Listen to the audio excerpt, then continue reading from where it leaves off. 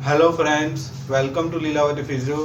मेरे पास बहुत सारे ऐसे केसेस आते हैं जिनको फ्रोजन शोल्डर हुआ होता है और उनके साथ उनको डायबिटीज़ भी रहता है और उनका एक ही सवाल रहता है कि सर हमें डायबिटीज़ की वजह से फ्रोजन शोल्डर क्यों होता है, इसका रीज़न क्या है, इसका कारण क्या है, वो आप मुझे बताइए। मैं आपको बता रहा हूँ, अगर जिनको भी डायबिटीज़ हुआ है उनका अगर शुगर लेवल जो कंट्रोल में नहीं रहता है, अगर हाई लेवल पे रहता है तो उनका शुगर जो मोलेक्यूल जिसको हम शुगर के कण बोलते हैं, वो जो हमारा जो जॉइंट रहता है शोल्डर का, ये जो हमारा नीचे का एक हड्डी रहती है जिसको हम ह्यूमरस बोलते हैं और ऊपर की जो हड्डी रहती है जिसको हम स्कैपुला बोलते हैं, ये दोनों हड्डियों को पकड़ने के लिए कनेक्टिव टिश्यू रहता है। वो टिश्यू हमारे जॉइंट को पकड़ के रखता है ताकि जब हम मूव करें, ऐसे घुमाए, तो इसको स्टेबल रखे। ये इसकी स्टेबिलिटी के लिए बहुत जरूरी है। जब ये शुगर मोलेक्यूल मतलब जो शुगर का जो कण रहता है ये टिश्यू के साथ